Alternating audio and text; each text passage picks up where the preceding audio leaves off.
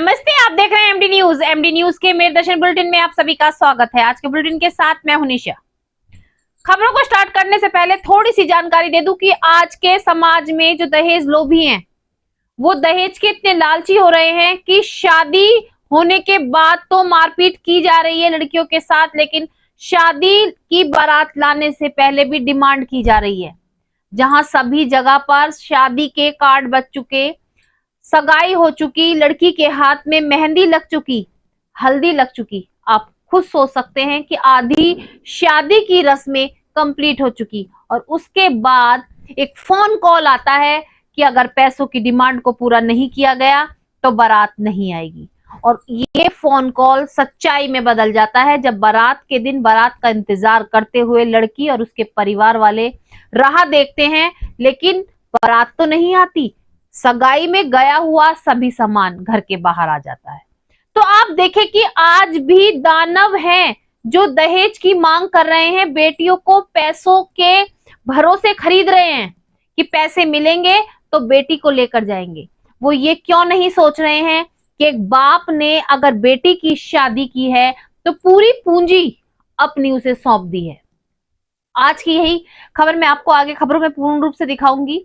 दूसरी ओर केएमसी अस्पताल में डॉक्टर तनय गर्ग द्वारा लगातार पिछले 2 महीने से लाइलाज बीमारियों का बहुत ही सफल पूर्वक इलाज किया जा रहा है। 24 घंटे मरीजों को देखा जा रहा है, उनको सुविधाएं दी जा रही हैं और सफल तरीके से उनका इलाज करके उनको फिर से पहले जैसा स्वस्थ किया जा रहा है। आज भी प्रेस वार्ता के माध्यम से बताया गया कि जो पैरों की बीमारी है कि पैर नीले पड़ जाते हैं, नसें बंद हो जाती हैं और हम चल नहीं पाते, लेकिन बहुत छोटे से ऑपरेशन के बाद ये दोबारा से मरीजों को चलने की क्षमता मिल रही है।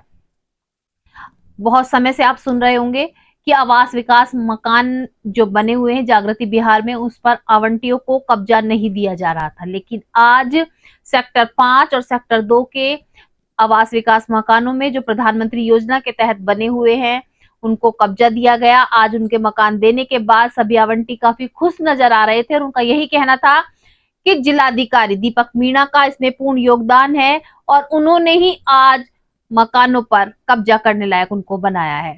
तो जुड़े रहे मेरे दर्शन के साथ, देखते रहे मेरे दर्शन। सबसे पहले नजर डालते हैं आज की हेडलाइंस पर, जिसके प्रायोजक हैं जूम डिजिटल मूवी वर्ल्ड। मेर दर्शन समाचारों के इस भाग के प्रायोजक हैं खेमचंद पहलवान, पूर्व सदस्य उत्तर प्रदेश कांग्रेस कमेटी व अध्यक्ष गांधी मार्ग व्यापार संघ मेरठ। माधवपुरम आवास विकास कॉलोनी निवासी एक युवती की 21 फरवरी को लगी मेहंदी, लगी हल्दी, गई सगाई, लेकिन 22 फरवरी को नहीं आई बारात। दहेज के लोभियों ने सगाई वाली रात 20 लाख की डिमांड, कार नहीं दिए 20 लाख तो नहीं आएगी बारात। बारात न पहुंचने पर युवती अपने परिवारजनों व रिश्तेदारों के साथ पहुंची थाने, इंसाफ की लगाई गुहार, लड़के के खिलाफ कार्रवाई की मांग।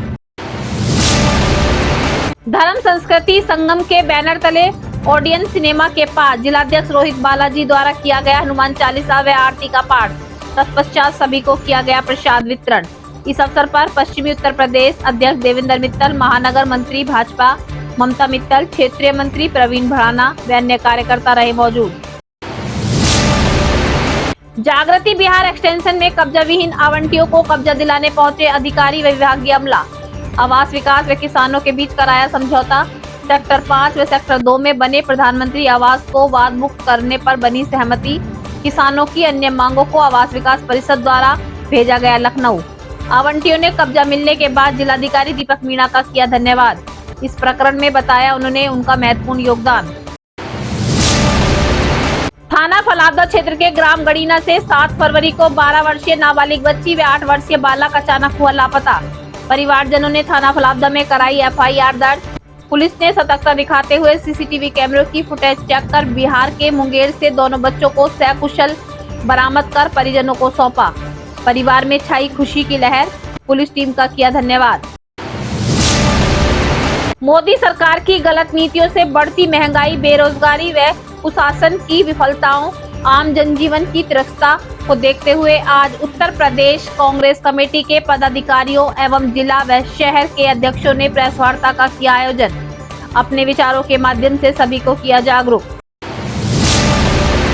महादेव गांव के निकट बाइक सवार कलेक्शन एजेंट से 4 बदमाशों ने तमंचे के बल पर 1.25 लाख रुपए, मोबाइल व बाइक की लूट। सूचना पर पहुंची पुलिस, मचा हड़कंप। जंगल में घंटों तलाश के बाद भी नहीं लगा बदमाशों का सुराग। मौके पर पहुंचे क्षेत्र अधिकारी ब्रजेश कुमार। लद्दाख जम्मू कश्मीर अध्ययन केंद्र मेरठ, रक्षा अध्ययन विभाग मेरठ कॉलेज मेरठ द्वारा संकल्प दिवस के उपलक्ष्य में मेरठ कॉलेज मेरठ के रक्षा अध्ययन विभाग में राष्ट्रीय चित्रकला प्रदर्शनी एवं संगोष्ठी का किया गया आयोजन। संगोष्ठी का विषय रहा लद्दाख जम्मू कश्मीर के भौगोलिक, राजनीतिक, आर्थिक, सांस्कृतिक एवं सामाजिक तत्व। आज के कार्यक्रम में मुख्य अतिथि रहे डॉक्टर ओपी अग्रवाल। आए हुए सभी अतिथियों ने संकल्प दिवस के विषय पर रखे अपने अपने विचार। केएमसी हृदय रोग संस्थान के वेस्कुलर विभाग में अब नए कीर्तिमान को किया गया स्थापित। डॉक्टर तनय गर्ग द्वारा 78 वर्षीय मिलिट्री के जवान की हीमोरोपोप्लेटियल बाईपास सर्जरी कर उन्हें फिर से चलने का दिया मौका। डॉक्टर तनय गर्ग पिछले 2 महीने से लगातार 24 घंटे केएमसी अस्पताल में मरीजों को दे रहे सेवाएं, कर रहे उनका सफल इलाज। आज प्रेस वार्ता के माध्यम से दी जानकारी। पुलिस की कार्यशैली पर उठ रहे सवाल। जनपद बदायूं के कस्बा इस्लाम नगर से 12 फरवरी में लापता हुआ किशोर, लेकिन अभी तक पुलिस द्वारा नहीं की गई कोई भी ठोस कार्रवाई।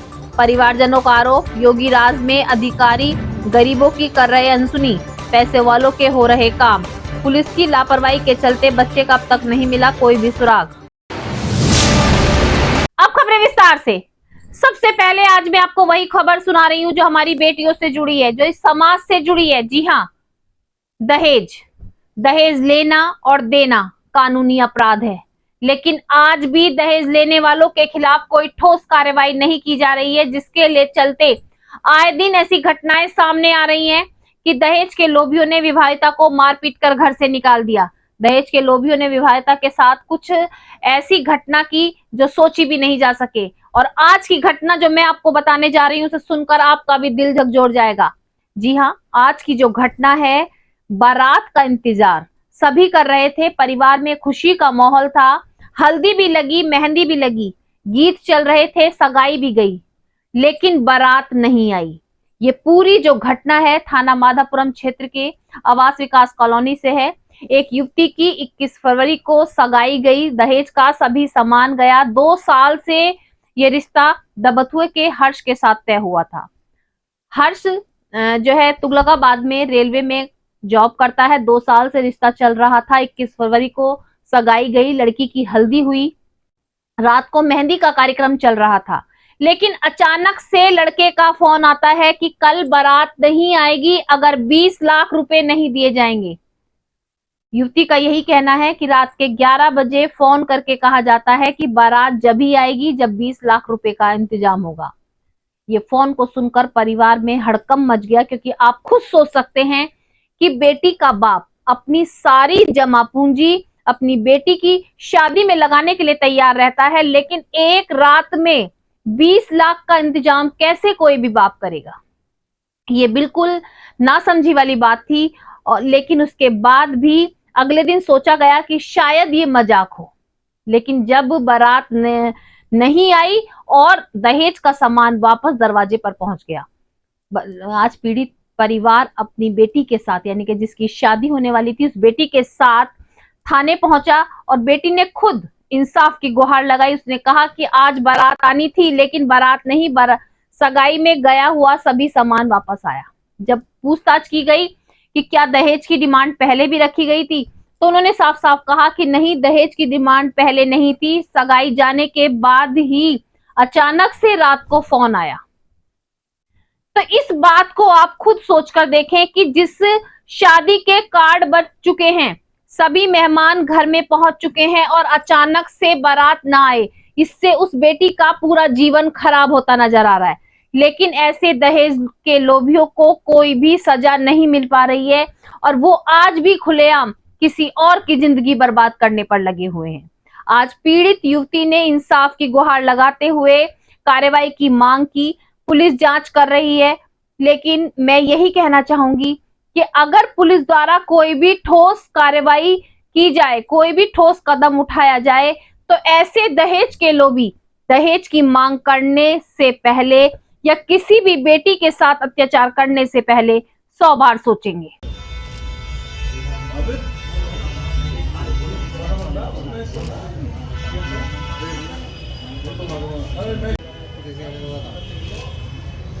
शॉर्ट तो कर लिया।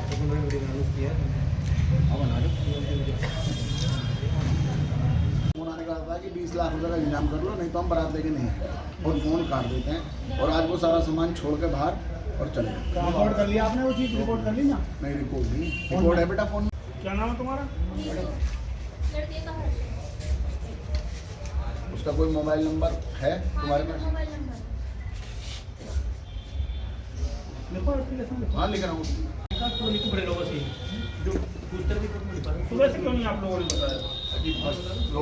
आ जाएगी। बिचौलिया बार बार ये कह रहा था, बिचौलिया बार बार ये कह रहा था आ भी सकते। क्या नाम है आपका? मेरा नाम नीतू है। क्या मामला हुआ है जब थाने पे जो आए क्या मामला? आज मेरी शादी थी 22 फरवरी की। कल मेरी सगाई गई थी 21 को। सब कुछ ठीक ठाक था। रात को 11 बजे लड़के का फ़ोन आता है, बोलता है कि मेरे को 20 लाख रुपये का कैश चाहिए, नहीं तो कल बारात नहीं लाई जाएगी। ये सब बोला गया है मुझे, और आज मेरी बारात नहीं आई है, इसलिए मैं यहाँ पर रिपोर्ट दर्ज कराने आई हूँ। क्या नाम है लड़के? कहाँ का? लड़का हर्ष है उसका नाम, वो दबथवे का ग्राम। कितना टाइम आपका शादी तय हो गया था? 2 ईयर हो चुके तो हैं। बिल्कुल एंड टाइम पे उन्होंने आके मना करा। कब से वो अब से पहले भी डिमांड कर रहे थे? आज ही अब से पहले तो कोई डिमांड नहीं थी, 1 रुपये का रिश्ता था हमारा, और हमने दहेज दिया था। वो हमारे घर फेंक गई, गाड़ी वाड़ी सब कुछ। क्या काम करते हैं वो दिल्ली रेलवे में तुगलकाबाद। मेरठ कॉलेज मेरठ में संकल्प दिवस के उपलक्ष्य में आज चित्रकला प्रदर्शनी और संगोष्ठी का आयोजन किया गया, जिसके जो मुख्य अतिथि थे वो डॉक्टर ओपी गुप्ता रहे, और साथ साथ वहां पर और भी अतिथि पहुंचे, बहुत से वक्ता पहुंचे, जिन्होंने अपने अपने विचारों के माध्यम से आज संकल्प जो दिवस है उसके बारे में पूरी जानकारी दी, और किस तरीके से जम्मू कश्मीर और लद्दाख के बारे में सारे जो महत्व हैं उन चीजों को बताया। प्रदर्शनी में भी सभी ने अपने जो वहां पर छात्र छात्राओं का हुनर नजर आ रहा था उसको देखकर उनकी काफी सराहना की। ये समस्या जो पुराने समय से आ रही है वो आज भी हमारे सामने में है। इसको ध्यान में रखना होगा कि जो विभाजन का हमारा जो लक्ष्य था, जो निहायत अप्राकृतिक था, जो जरूरत नहीं थी, जिसकी अर्थहीन थी, लेकिन भारत को विभाजित कर दिया गया। कुछ भाग उसको हम लियाकत अली जी मेरठ ग्रामीण से थे, उसके बाद विभाजन के पक्ष में थे और जीते थे। ये बनाओ।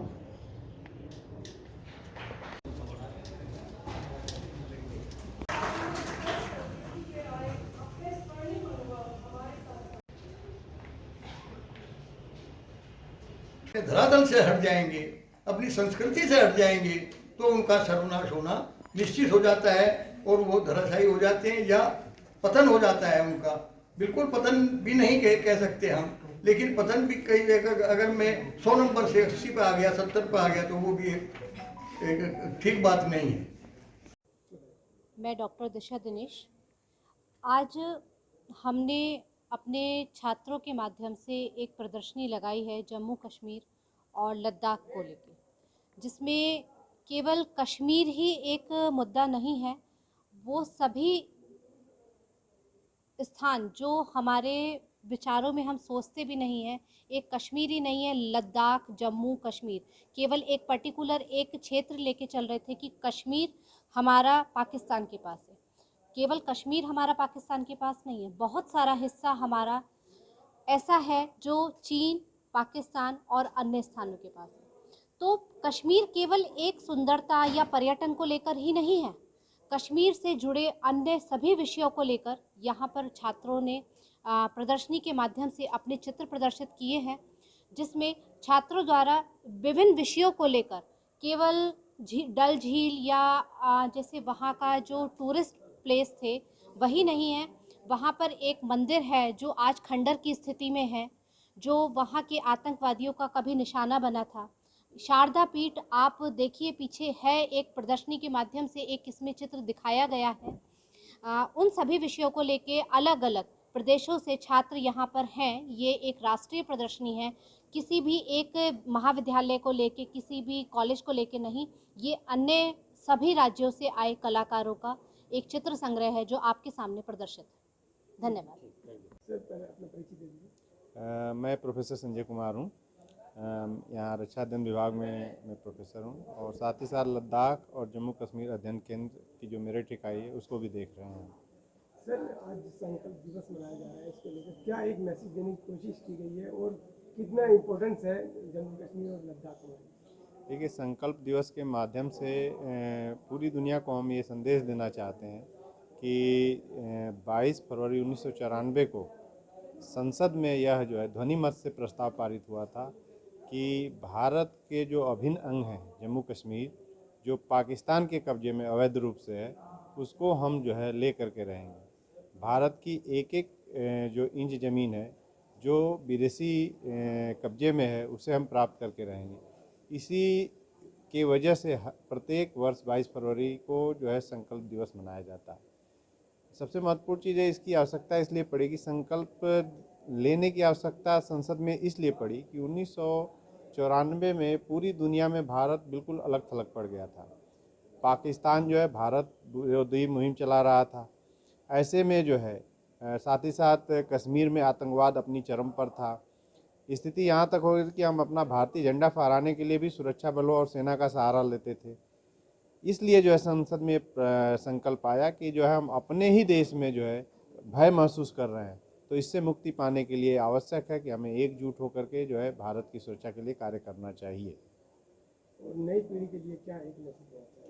नई पीढ़ी के लिए यही मैसेज है कि जो है वो अपने राष्ट्रीय सुरक्षा के मुद्दों को, अपनी धरोहरों को, अपने जो है संप्रभुता को हमेशा ध्यान में रखते हुए जो है इसका जो है प्रचार प्रसार करें कि भारत में जो चीज़ें हैं, भारत की जो चीज़ें। प्रधानमंत्री आवास विकास योजना को लेकर जागृति बिहार के आवंटी बार बार आवाज उठा रहे थे, लेकिन आज उनकी आवाज की सुनवाई हो चुकी। जी हां, आज मौके पर अधिकारी पहुंचे और आवास विकास की पूरी टीम पहुंची। जो आवंटी थे उनको उनके मकान आज दिलाए गए। किसानों को और आवंटियों को समझाया गया। किसानों की जो समस्या थी, कुछ की समस्या वहीं पर जो उनको सुना गया और लखनऊ में उनकी समस्याओं का ज्ञापन भेजा गया। साथ साथ उनको ये भी कहा गया कि बहुत जल्द जो किसानों की समस्या है उनको दूर किया जाएगा। जागृति बिहार आवास विकास में जो प्रधानमंत्री आवास योजना के मकान बने हुए हैं सेक्टर 5 और सेक्टर 2 में, उन मकानों पर कब्जा दिया गया। आवंटी काफी खुश थे। उन्होंने कहा कि इस पूरे कार्य का जो श्रेय जाता है वो जिलाधिकारी दीपक मीणा को जाता है। उनका पूर्ण योगदान है उन आवंटियों को उनका मकान में कब्जा दिलाने पर। लड्डू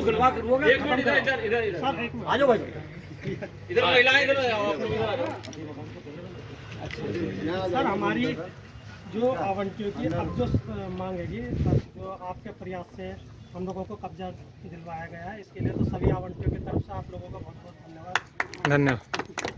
आपने भी, राजीव जी ने भी बहुत प्रयास किया, मेहनत कर लिया। ठीक है, हम डीएम साहब का, एडीएम साहब का, आपका, सीओ साहब का, सब लोगों का धन्यवाद देते हैं।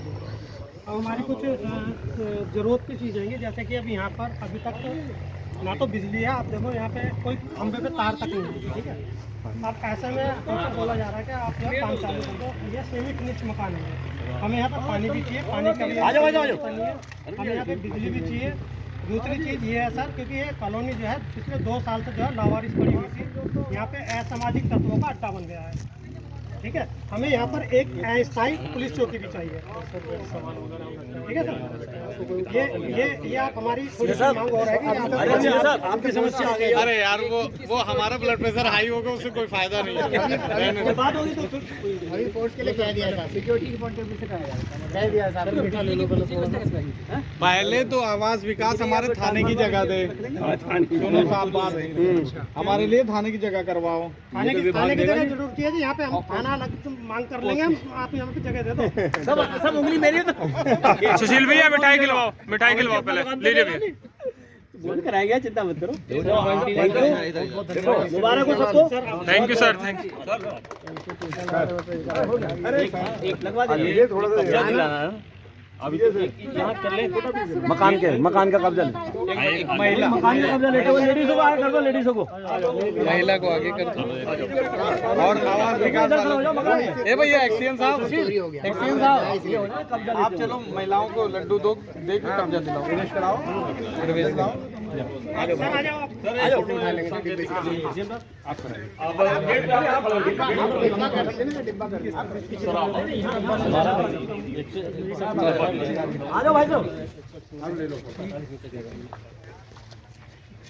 तुम्हारी टेरिटरी है।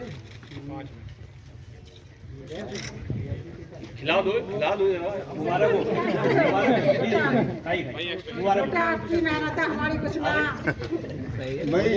मैं तो अधिकारी को तो सब खिला ही रहे हैं, मैं तो पटेल साहब को खिलवाऊंगा।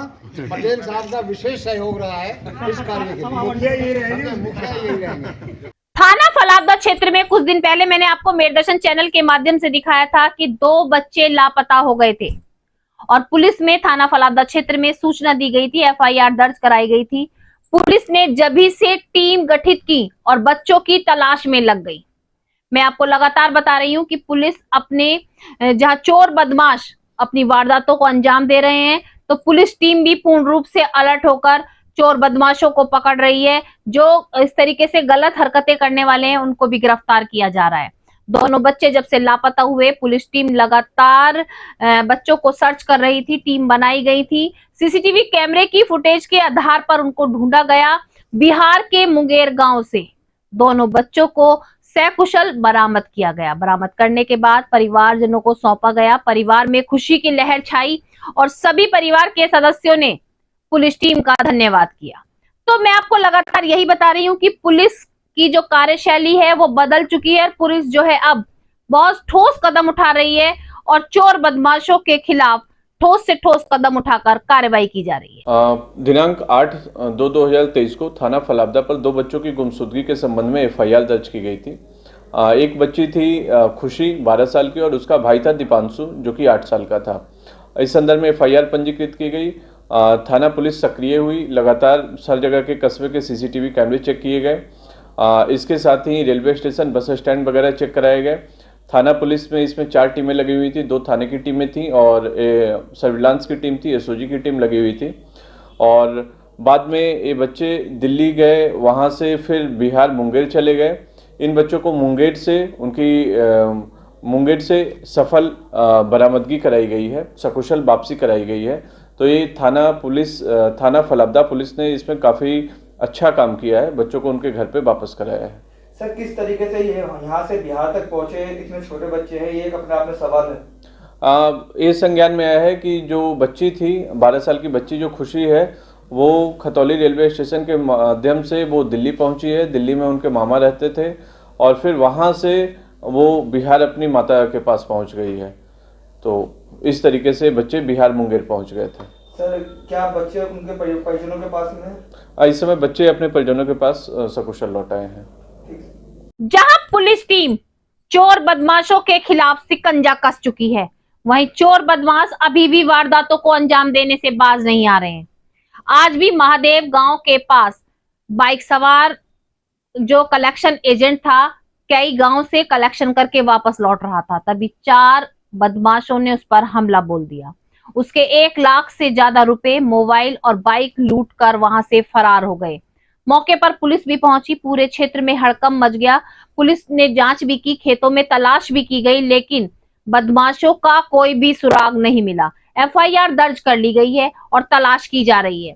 लेकिन अब मैं आपसे बार बार यही कहती हूं कि हमें अपने में सतर्क रहना होगा, क्योंकि जरूर हमारी जानकारी कोई और देता है या दूर से कोई हमें बिल्कुल हमारे पर निगाह गड़ाए होता है, तभी हमारे साथ कोई भी हादसा होता है, तभी हमारे साथ चोर बदमाशों द्वारा वारदात को अंजाम दिया जाता है। इसलिए आपको सतर्क रहना होगा, अपने में सतर्क रहें, सुरक्षित होकर रहें और अपने कार्य को करें, किसी को भी अपना भेद ना दें।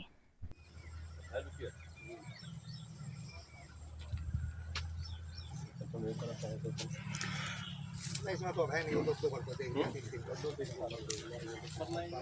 पंडित तरफ वो सर को खेल है ना, उसके चक्कर में रहे इतना सारा पर नहीं इसमें खेत में 3 बार देख और खेत लगा कहीं बोल रहा इसमें तो है नहीं, पिछला खेत भी वो भी सारे देख लिया 3 बार।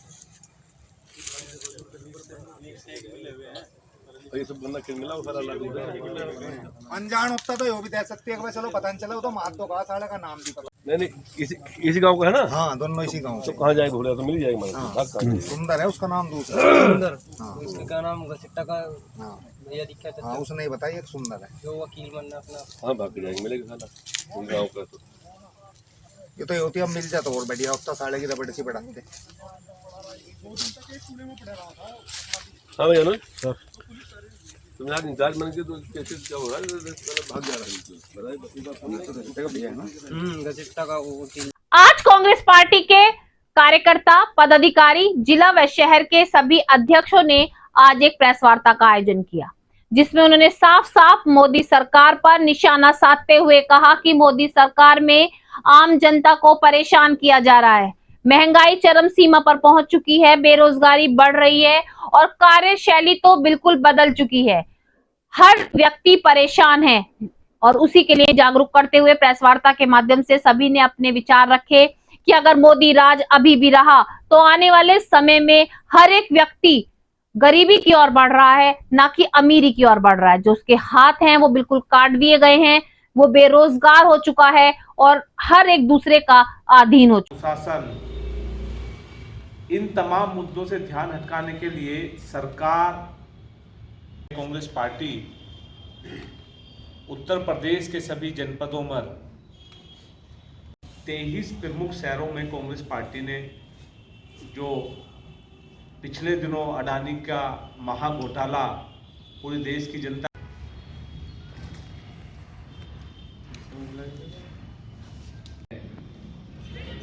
हमारी बात रखने का मौका दिया है, आपने का सभी का मैं स्वागत करता हूं कांग्रेस पार्टी के कार्यालय पर।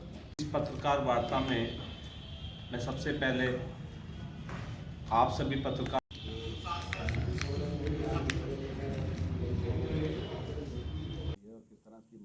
आज उत्तर प्रदेश के सभी जनपदों में प्रेस वार्ता का आयोजन हो रहा है।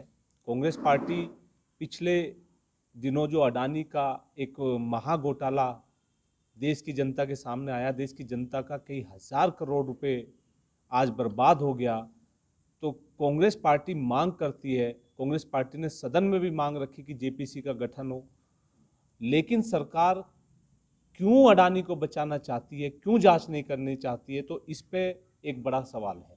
और कांग्रेस पार्टी मांग करती है देश की जनता के सामने सच आना चाहिए, देश की जनता को पता लगना चाहिए कि अडानी ने इतना बड़ा घोटाला कैसे किया। आज हमारी देश की सारी संवैधानिक संस्थाओं पर भी, सेबी हो या हमारी ईडी हो, जो तमाम हमारी जितनी भी एजेंसीज हैं उन पर भी आज क्वेश्चन मार्क लगा है। तो इस पूरे घटनाक्रम की जांच की कांग्रेस पार्टी मांग करती है और देश की जनता के सामने सच आना चाहिए।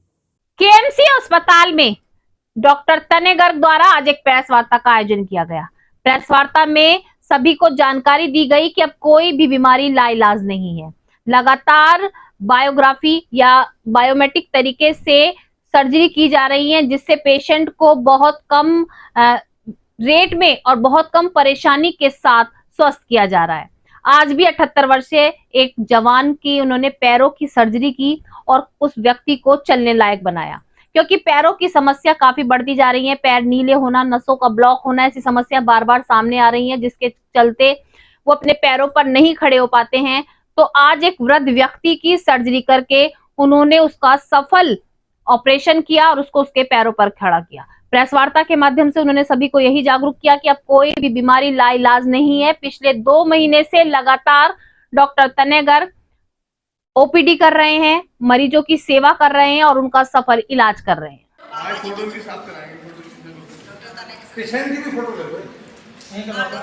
फोटो करा दो।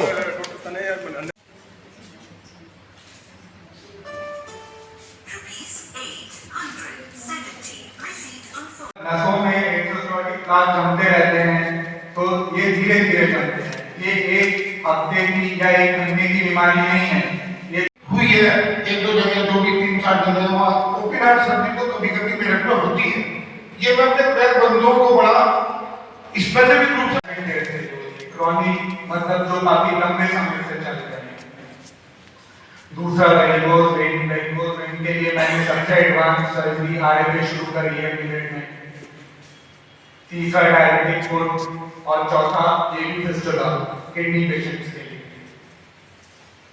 तो मैं इस नोट से शुरू करना चाहूंगा। स्टाफ, सपोर्टिंग स्टाफ, डॉक्टर तने सभी का हम हार्दिक अभिनंदन करते हैं, सबका आभार व्यक्त करते हैं। अभी हमारे यहाँ डॉक्टर साहब एक नए ज्वाइन किए हैं।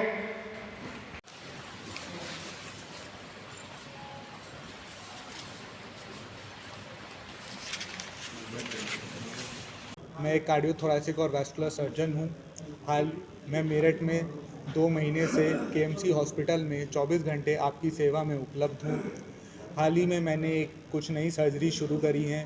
पहले मैंने वेरिकोज वेन के लिए रेडियो फ्रीक्वेंसी एब्लेशन शुरू किया था, जो कि सबसे एडवांस सर्जरी है बिना चीरे वाली वेरिकोज वेन की।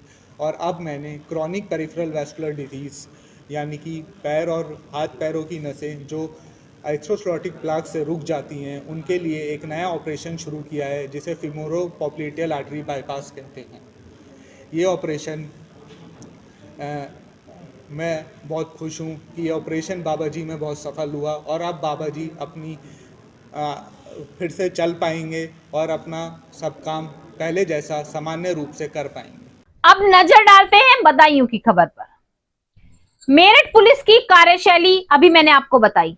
मेरठ पुलिस काफी सतर्क हो चुकी है, टीम बनाकर अलर्ट हो चुकी है और चोर बदमाशों को गिरफ्त में ले रही है, तो वहीं अपराध के खिलाफ शिकंजा कस चुकी है। लेकिन बदायूं पुलिस की कार्यशैली पर सवाल उठाए जा रहे हैं। आज मैं आपको पूरी घटना बताऊं। 12 फरवरी को एक किशोर अपने घर के बाहर से लापता हुआ। लापता होने के बाद पुलिस में सूचना दी गई, पुलिस में कंप्लेंट कराई गई, लेकिन पुलिस ने कोई भी ठोस कार्रवाई नहीं की और किशोर का आज तक भी पता नहीं लगाया गया। पुलिस के इस रवैये को देखकर आज परिजन काफी परेशान है और परिजनों ने धरना प्रदर्शन करते हुए आवाज उठाई। हमारे एमडी न्यूज के संवाददाता आकिब सैफी वहां पहुंचे, उन्होंने परिवारजनों से बात की तो परिवारजनों का कहना था कि 12 फरवरी को जो किशोर था वो लापता हुआ था, लेकिन पुलिस द्वारा कोई भी ऐसी रुचि नहीं दिखाई गई कि बच्चे को ढूंढा जा रहा है। उन्होंने साफ साफ कहा कि पुलिस द्वारा उनका काम किया जाता है जो पैसे वाले हैं। पैसे वाले का अगर बच्चा होता तो शायद पुलिस अभी तक ढूंढ चुकी होती, लेकिन गरीबों की सुनवाई मोदी राज में नहीं हो रही। उन्होंने साफ साफ कहा कि एक और तो कहा जा रहा है कि मोदी और योगी राज में सभी एक साथ समान माने जा रहे हैं, सभी की सुनवाई हो रही है, लेकिन दूसरी ओर जो दिखाई दे रहा है, जो धरातल पर नजर आ रहा है, वो बिल्कुल गलत है। 12 फरवरी से लापता बच्चा, लेकिन पुलिस हाथ पर हाथ रखकर बैठी हुई है और बच्चे को ढूंढने में नाकाम हो रही है। आज हमारे एमडी न्यूज के संवाददाता आकिब सैफी ने परिवारजनों से जब बात की, परिवारजनों का जो दर्द था वो बयां हो रहा था, परिवारजनों की आंखें नम थी। उनका यही कहना था कि अगर आज हम पैसे वाले होते तो शायद हमारे बेटे को ढूंढकर ला दिया गया होता, लेकिन हमारे पास पैसे नहीं है, हमारा परिवार और हमारे बच्चे ही हमारी पूंजी हैं, तो पुलिस द्वारा कोई भी रुचि नहीं दिखाई जा रही और बच्चे को अभी तक भी नहीं ढूंढा गया। आज एमडी न्यूज के माध्यम से उन्होंने इंसाफ की गुहार लगाई। उनका यही कहना है कि हमारे बच्चे की तलाश की जाए, हमारा बेटा 12 फरवरी से लापता है। उन्होंने पोस्टर भी छपवाए हुए हैं, जगह जगह पर उसके पोस्टर लगे हुए हैं, लेकिन उसके बाद भी उसका सुराग अभी तक नहीं मिला। उन्होंने आज एमडी न्यूज के माध्यम से हमारे संवाददाता आकिब सैफी के जरिए से आज यही सूचना जन जन तक पहुंचाने का प्रयास किया है कि उनके गुमशुदा किशोर की उन्हें जो है कोई भी सूचना दे ताकि उन्हें उनका बच्चा वापस मिल सके। जिला बदायूं से आकिब सैफी की स्पेशल रिपोर्ट। नाम क्या है आपका? सलीम। सलीम, तो जो बच्चा आपका जो कितने दिन से लापता है इस समय? ये जी 12 तारीख से लापता है। 12 तारीख को आपने एप्लीकेशन दी थाने में, एफआईआर दर्ज कराई? हमने 13 तारीख में एफआईआर दर्ज कराई। 13 तारीख में एफआईआर, तो अभी तक कोई रिस्पांस पुलिस ने लिया नहीं, कोई एक्शन नहीं लिया ना? कुछ नहीं मिला साहब। तो आपके जो एफआईआर कागज है वो दिखाइए मुझे। एक तो ये गुमशुदगी वाले दिखाओ आप, ये वाला ये गुमशुदगी वाले दिखाओ। ये बच्चा जिसे भी जहाँ भी मिले, नीचे से मैं नंबर दिए हैं, कॉन्टेक्ट नंबर, वहाँ पे अगर कहीं भी पाया जाता है तो तुरंत इस नंबरों पर कॉल करें, चाहे थाने में करें या एसपी में करें। अब आप एफआईआर कॉपी और दिखाइए मुझे, क्योंकि ये काम पुलिस का है, पब्लिक का ना है। ये एनसीआर दर्ज है इनकी, उसके बावजूद भी पुलिस ने कोई कानूनी कार्रवाई अभी तक नहीं की। बच्चा 12 से 13 साल का है। दूसरी कॉपी और दिखाइए इसकी।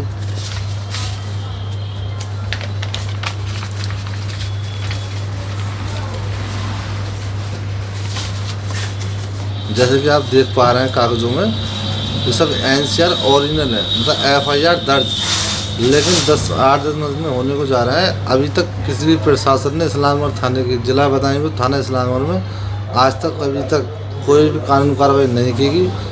उनका बच्चा 12 से 13 साल का है और अभी तक वो उसका लापता है। गुमशुदगी लगा दी केवल बस अपने हाथ पर बचाने के लिए।